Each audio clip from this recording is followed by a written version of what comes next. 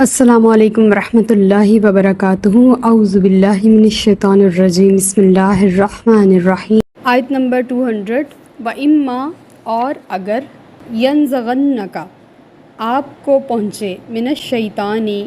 شیطان کی طرف سے، نزغن، کوئی وسوسہ، فاستعذ باللہ، تو اللہ سے فوراً پناہ مانگیے، انہ، بے شک وہ، سمیع علیم، سننے والا، سب کچھ جاننے والا ہے۔ یہ جو نزغ کا لفظ ہے نا، اس کا لفظی معنی ہے پوروں سے، یعنی کہ انگلیوں کے پوروں سے کسی کو گدگدانا، کسی کو گناہ پر، برائی پر اکسانا، اسے گناہ پر آمادہ کرنا۔ تو جو پچھلی آیت میں نبی کریم صلی اللہ علیہ وآلہ وسلم کو اللہ پاک نے اخلاق حسنہ کی تعلیم دی، اگر شیطان انسان کی طبعی کمزوریوں سے فائدہ اٹھاتے ہوئے اسے کسی ایسے کام پر اکسائے کہ جو ان آیات قرآنی کے خلاف ہے اور دل میں وسوسے ڈالنے لگے، تو انسان کو فوراً چاہیے کہ اللہ کی طرف متوجہ ہو اور شیطان کی اس فریب کاری سے اللہ کی پناہ مانگے، جو وہ وسوسہ بندے کے دل میں ڈالتا ہے پتہ بھی نہیں چلتا۔ ایسے باریک اس کا ٹھکانہ ہے ہمارے دلوں میں کہ ہم سمجھ نہیں پاتے کہ یہ خیال اللہ کی طرف سے ہے کہ شیطان کی طرف سے ہے۔ اس طرح سے وہ بندے کے اندر گھس جاتا ہے، اور وہی ذات ہے جو بندے کو پکڑ لیتی ہے، تھام لیتی ہے، اس کو شیطان کے حملوں سے بچا لیتی ہے، اس کے ڈگمگاتے قدموں کو روک دیتی ہے۔ حضرت عبد الرحمن بن زید سے مروی ہے کہ جب پہلی آیت نازل ہوئی تو نبی کریم صلی اللہ علیہ وآلہ وسلم نے عرض کی، کیف یا ربی والغضب، اے رب غصے کا کیا علاج ہے؟ یعنی کہ حضور نے اپنے رب سے یہ سوال کیا کہ مولا غصے کا کیا علاج ہے؟ تو اللہ پاک نے یہ آیت نازل فرما دی کہ اگر شیطان کی طرف سے آپ کو ذرا سا بھی وسوسہ پہنچے تو فوراً اپنے رب کی پناہ میں آ جائیے، یعنی کہ ہمارا رب شیطان سے 1000 گنا، کئی ہزار گنا، کروڑوں گنا طاقتور ہے، تو ہمیں اس کے وسوسے سے بچنے کے لیے اس رب کی پناہ میں آ جانا چاہیے۔ یعنی کہ اس کی مثال ہم یوں دیتے ہیں کہ اگر کوئی ہمیں تکلیف دے رہا ہے، تنگ کر رہا ہے، کوئی جانور ہے، کوئی بھی چیز ہے، تو ہم اس کے مالک کی طرف رجوع کریں گے تو وہ مالک ہمیں اس کے شر سے بچا لے گا۔ تو اللہ جو پوری کائنات کا مالک ہے، جب ہم اس کی طرف رجوع کریں گے، اس سے بات کریں گے، تو ہم شیطان کے وسوسوں سے اور اس کی فریب کاریوں سے بچ جائیں گے۔ آگے جو آیت کا حصہ ہے کہ وہ سننے والا جاننے والا ہے، کہ اگر بندہ اپنے رب سے التجا کرتا ہے کہ مولا تو مجھے شیطان کے شر سے محفوظ فرما، تو اللہ اس کی اس التجا کو سنتا ہے اور وہ اعمال کو بھی جانتا ہے، اور وہ خود اپنی قدرت سے تمہیں اس کے مکر و فریب سے محفوظ رکھے گا۔ لہٰذا اللہ کے رب ہوتے ہوئے تمہیں پریشان ہونے کی کیا ضرورت؟ آیت نمبر 201۔ ان الذین، بے شک وہ لوگ، تقوا، جو تقوی اختیار کرتے ہیں، اذا، جب، مسہم، چھوتا ہے انہیں، طائف، کوئی خیال، من الشیطان، شیطان کی طرف سے، تذکروا، تو یاد کرنے لگتے ہیں، یعنی کہ اللہ کو، فاذا ہم، تو فوراً، مبصرون، ان کی آنکھیں کھل جاتی ہیں۔ تقوی اختیار کرنے والے لوگ اللہ کو بڑے پسند ہیں، اور جو اللہ کی بارگاہ میں رہتے ہیں، ذکر و فکر میں مشغول رہتے ہیں، اپنے رب کو مناتے رہتے ہیں اور پرہیزگار ہوتے ہیں، شیطانی وسوسہ جب انہیں راہ حق سے بھٹکانے لگتا ہے اور اپنے فریب میں گرفتار کرنے لگتا ہے، تو اللہ کی طرف سے ان کا ضمیر جاگ جاتا ہے اور وہ فوراً اس وسوسے سے نکلنے کے لیے اللہ کا ذکر شروع کر دیتے ہیں، تذکروا، اللہ کا ذکر شروع کر دیتے ہیں، اللہ سے معافی مانگنے لگ جاتے ہیں، توبہ استغفار شروع کر دیتے ہیں۔ تو جب یہ سب کچھ ہوتا ہے تو وہ جو شکوک ایک دم شیطان نے ڈال دیا ہوتا ہے نا، شکوک اور شبہات جو ڈال دیے ہوتے ہیں، وہ فوراً دور ہو جاتے ہیں اور غفلت کا پردہ چاک ہو جاتا ہے، پتہ چل جاتا ہے کہ یہ شیطان کا دم تھا، یعنی کہ فریب تھا، اور وہ اس خطرے سے بخیریت نکل جاتے ہیں، کیونکہ وہ اپنے رب کی قربت میں ہوتے ہیں، تقوی میں ہوتے ہیں، وہ ذکر و فکر اور عبادت سے اس آزمائش سے نکل آتے ہیں۔ آیت نمبر 202۔ وَإِخْوَانُهُمْ، اور جو بھائی ہیں یعنی کہ شیطان کے، یمدونہم، کھینچ لے جاتے ہیں، فی الغی، گمراہی میں، ثم، پھر، لا یقصرون، وہ کوتاہی نہیں کرتے۔ یہ مد کسی لفظ کو لمبا کرنا اور کھینچنا اور طول دینا، جیسے حروف مدہ بھی ہوتے ہیں قرآن پاک میں، اور شیطان کے بھائی بھی اسی طرح ہی ان کو کھینچتے ہیں کہ آ جاؤ گمراہی کی طرف، اور ان کو نئے نئے طریقے سے چیزیں خوبصورت بنا بنا کے دکھاتے ہیں اور ان کو گمراہ کرنے میں دیکھیں وہ اپنا کام کتنی نیک نیتی سے کرتے ہیں۔ لا یکسرون، اللہ تعالیٰ فرماتے ہیں وہ کوتاہی نہیں کرتے، وہ اپنے کام میں کبھی بھی پیچھے نہیں ہٹتے، نہ تھکتے ہیں، نہ مایوس ہوتے ہیں، نہ پریشان ہوتے ہیں، وہ انسانوں کو گمراہ کرنے کے لیے ریڈی رہتے ہیں۔ لیکن ہم انسان ان کی بار بار کی پکار سے اور بار بار کے بہکائے جانے سے ان کی باتوں میں آ جاتے ہیں، ہم تھک جاتے ہیں اور ہم ہتھیار پھینک دیتے ہیں، لیکن وہ ہمیشہ تیار رہتے ہیں، ہمیشہ لڑتے رہتے ہیں۔ ہمیں انہیں ہرانا ہے، ہمارا جہاد یہی ہے کہ ہم اپنی ذات، اپنے نفس کے خلاف جہاد کریں تاکہ ہمارا ضمیر زندہ رہے اور ہمیں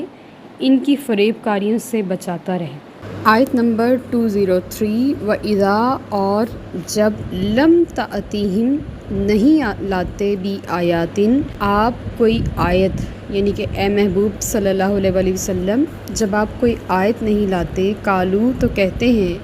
لو لجتبیتہا، آپ نے کیوں نہ بنا لیا اسے خود سے، قل، آپ فرما دیجئے، انما، بے شک، اتبعو، میں پیروی کرتا ہوں، ما یوحا الیہ، جو وحی کی جاتی ہے، الیہ، میری طرف، من ربی، میرے رب کی طرف سے، ھذا، یہ، بصائر، روشن دلیلیں ہیں، من ربکم، تمہارے رب کی طرف سے، وہدن، اور ہدایت ہے، ورحمتن، اور رحمت ہے، لقوم یؤمنون، اس قوم کے لیے جو ایمان لاتی ہے۔ نبی کریم صلی اللہ علیہ وآلہ وسلم کے اوپر جو کفار کا ایک اعتراض یہ ہوتا کہ اگر کبھی آیات نہ اتر رہی ہوتی، یعنی کہ فترۃ الوحی کا وقت گزر رہا ہوتا، فترۃ الوحی اس عرصے کو کہتے ہیں جس میں کوئی بھی اللہ تعالیٰ کی طرف سے احکام یا آیات نازل نہیں ہوتی، اور یہ بہت کافی دن اس کیفیت میں گزر جایا کرتے تھے کہ کوئی آیات اللہ کی طرف سے نہیں آ رہی ہوتی تھی۔ اجتبا کا ویسے تو لفظی مطلب مجتبا، استبا، چن لینا ہے، لیکن یہاں پہ فکرے کی اور آیت کی مناسبت سے اس کا معنی ہے اپنے پاس سے گھڑ لینا۔ تو کفار کے جو فضول مطالبات تھے ان میں سے ایک یہ بھی تھا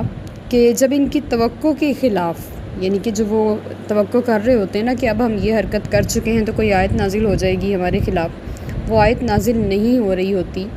اللہ تعالیٰ ان کا پردہ رکھ رہا ہوتا، یہ اپنی طرف سے کہتے کہ آپ خود آیت بنا کے پیش کر دیں، آپ کون سا نبی ہیں، آپ تو خود نبی بنے بیٹھے ہیں، نعوذ باللہ من ذالک۔ تو اللہ تعالیٰ فرما رہے ہیں، اے نبی آپ ان کو جواب دیجئے، کل، اے نبی آپ ان سے فرمائیے کہ یہ کیا جانے مقام نبوت کو اور اس کی نزاکتوں کو، کہ یہ وہ مقام ہے کہ دل میں کسی اور کا خیال بھی اللہ برداشت نہیں کرتا، کجا وہ اپنی طرف سے کوئی آیت بنا کے لے آئے۔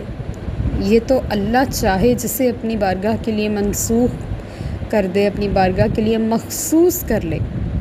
یہ اس کی رحمت ہے، یہ اس کی کرم نوازی ہے کہ وہ اپنے بندوں کو اپنی نبوت کے لیے چن لیتا ہے۔ تو اے نبی آپ ان سے فرما دیجئے کہ میں اس کی پیروی کرتا ہوں جو میری طرف وحی کی جاتی ہے، یعنی کہ میں اپنی طرف سے کچھ بھی نہیں کہتا، کہ رب جدوں بولدا حضور وچوں بولدا، یعنی کہ جب اللہ نے کلام کرنا ہوتا ہے تو وہ زبان مصطفیٰ صلی اللہ علیہ وآلہ وسلم کا انتخاب فرماتا ہے۔ تو یہ باتیں ہر بندہ نہیں سمجھ سکتا۔ ھذا بصائر من ربکم، یہ تمہارے رب کی طرف سے بصیرت افروز باتیں ہیں، روشن دلیلیں ہیں، اور اس روشن دلیل تک ہر شخص نہیں پہنچ سکتا، ہر شخص کی کیپیسٹی نہیں ہے، اللہ نے اس کے اندر اتنی صلاحیت ہی نہیں رکھی کہ وہ ان باریک باتوں کو سمجھ سکے کہ یہ قرآن کیا ہے، یہ ہمارے لیے اللہ کی طرف سے ہدایت ہے، رحمت ہے، اور اللہ کی طرف سے بصیرت ہے۔ بصائر کا لفظی مطلب ہوتا ہے آنکھیں، اور بصیرت دل کی آنکھیں، جس سے ہم اس قرآن کو پڑھیں اور اس کے معنی اور مطالب کو جانیں اور اس کے اندر کے رازوں کو سمجھیں۔ لیکن یہ ہر شخص کے لیے رحمت اور ہدایت نہیں ہے۔ لقوم یؤمنون، وہ قوم جو ایمان لاتی ہے اس کے لیے ہدایت بھی ہے، رحمت بھی ہے، بصیرت بھی ہے، آنکھیں بھی ہیں، راستہ بھی دکھاتی ہے۔ یہ بہترین کتاب اللہ پاک نے ہم گناہ گار امت مصطفیٰ صلی اللہ علیہ وآلہ وسلم کے لیے سب سے آخر میں سنبھال کے رکھی تھی۔ آیت نمبر 204 وَإِذَا اور جب قُرِئَ پڑھا جائے، قُرِئَ القرآن قرآن پڑھا جائے، فَاسْتَمِعُوا تو کان لگا کے سنو، لہو اسے یعنی کہ قرآن پاک کو، وَأَنصِتُوا اور چپ ہو جاؤ یعنی کہ خاموش ہو جاؤ، لَعَلَّكُمْ تاکہ تم ترحمون تم پر رحم کیا جائے۔ یہ ہمارے لیے قرآن پاک پڑھنے کا ایک ادب ہے کہ جب قرآن پڑھا جائے، یعنی کہ ہم نہیں پڑھ رہے، قرآن ہمارے سامنے پڑھا جا رہا ہے، یعنی کہ کوئی تلاوت کر رہا ہے، کوئی اس کو ترجمہ تفسیر کے ساتھ پڑھ رہا ہے، کوئی اس کو بلند آواز سے پڑھ رہا ہے، کوئی خاموشی سے پڑھ رہا ہے، تو فاستمعوا اس کو سنو۔ جب کوئی بندہ تلاوت کر رہا ہوتا ہے تو اب میڈیکل سائنس اس نتیجے پر پہنچ گئی ہے کہ یہ ہمارے دماغ کے خلیوں پر افیکٹ کرتی ہے، اور اس سے سورۃ رحمان کی تلاوت بہت سارے ICUs میں اور بہت ساری ایسی جگہوں پہ جہاں پہ ایسے پیشنٹ جو وینٹیلیٹرز پہ ہوتے ہیں اور وہ اپنے آپ سے بیگانہ ہوتے ہیں، وہ ہوش میں نہیں ہوتے، وہاں لگائی جا رہی ہے، اور صلاحیتوں کے لیے کس قدر شاندار ہے یہ قرآن کی یہ آیت سمجھا رہی ہے۔ اور دوسری بات یہ کہ انصتو خاموش ہو جاؤ، یہ انصتو کا جو لفظ ہے یہ ہمارے لیے تو ہے ٹھیک ہے، لیکن جب نبی کریم صلی اللہ علیہ وآلہ وسلم قرآن پاک کی تلاوت فرمایا کرتے تھے تو کفار شور مچایا کرتے تھے، نہ خود سنتے تھے نہ کسی کو سننے دیتے تھے، اور اگر کسی آیت کے متعلق وہ فرمائش کرتے اور وہ پوری نہ کی جاتی تو طعنہ دیتے نبی کریم صلی اللہ علیہ وآلہ وسلم کو کہ آپ سے ایک آیت نہیں بن رہی، خود بنا کے پیش کر دیں اگر اللہ کی طرف سے نہیں اتر رہی تو اللہ تعالیٰ فرما رہے ہیں کہ قرآن جب پڑھا جائے تو اسے غور سے سنو، اور جب سن لو گے لعلکم ترحمون تاکہ تم پر رحمت کے دروازے کھولے جائیں، رحمت کھل جائے گی۔ آج ہم قرآن سے دور ہیں نا، ہمارے بہت سارے گھروں میں قرآن پاک کا ایک بھی صفحہ نہیں پڑھا جاتا، بہت ہی زیادہ معذرت کے ساتھ کہ کبھی قرآن پاک کو رمضان کے علاوہ کھولا ہی نہیں جاتا۔ بہت سارے گھروں میں قرآن پاک کے غلاف کو دھونا یا اس کو سنبھالنا، خوشبو لگانا یہ سب تو ہے، لیکن اس کو کھولنا اور اس کے اندر کیا ہے یہ جاننا نہیں ہے۔ ہم پر یہ جو مصیبتیں آئی ہیں، یہ جو ہم رحمت سے دور جا رہے ہیں، اس کی ایک وجہ یہ بھی ہے کہ ہم قرآن نہ پڑھتے ہیں نہ سنتے ہیں۔ ہم چلیں قرآن پڑھ نہیں پا رہے تو کہیں تلاوت ہی لگا کے سن لیں گھر میں اونچی آواز سے۔ اور بھی بہت سارے میتھڈز ہیں، یہاں یوٹیوب ہے اور بھی بہت کچھ ہے جہاں سے ہم قرآن پاک کو جان سکتے ہیں۔ قرآن کی جو ایک شان ہے وہ یہ ہے کہ یہ جب بندہ اس دعوت حق کو قبول کرتا ہے نا تو وہ اپنے سینے کو اس کے لیے کشادہ پاتا ہے، اور کوئی بندہ اس کے ظاہری جمال اور اس کے معنی حسن سے اتنا متاثر ہو جاتا ہے کہ وہ یقین سے کہہ اٹھتا ہے کہ یہ بندے کا نہیں رب کا کلام ہے۔ اور علماء اکرام نے فرمایا ہے کہ ہر شخص پر واجب ہے کہ جب قرآن پڑھا جا رہا ہو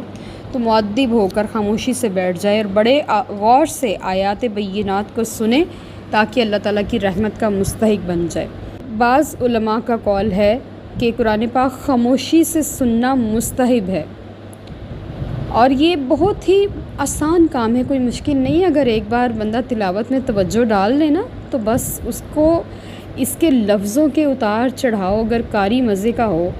اور اس کو ہر لفظ اپنے اصل مخارج سے ادا کرنا آتا ہو اور اس کی تلاوت کو سنیں تو بہت لطف آتا ہے۔ کبھی تراویحوں میں قرآن پاک سنیں اس نیت سے کہ ہم قرآن سن رہے ہیں، یہ نہیں کہ ہم اپنی زندگی کو جمع تفریق میں مصروف ہیں، بلکہ تراویحوں میں جب بندہ قرآن سنتا ہے تو سارا دھیان وہ قاری کی قرات پہ، لفظوں کے اتار چڑھاؤ پہ اور قلقلہ پہ اور جو قرآن پاک کے ٹیکنیکس ہیں ان کے اوپر دھیان دے کے اگر وہ سنتا ہے تو یہ اس کے قلب کو متاثر کرتا ہے اور اس سے اس کا قرآن پاک 100% ٹھیک ہو جاتا ہے۔ وما علینا الا البلاغ المبین۔ Like, subscribe and share.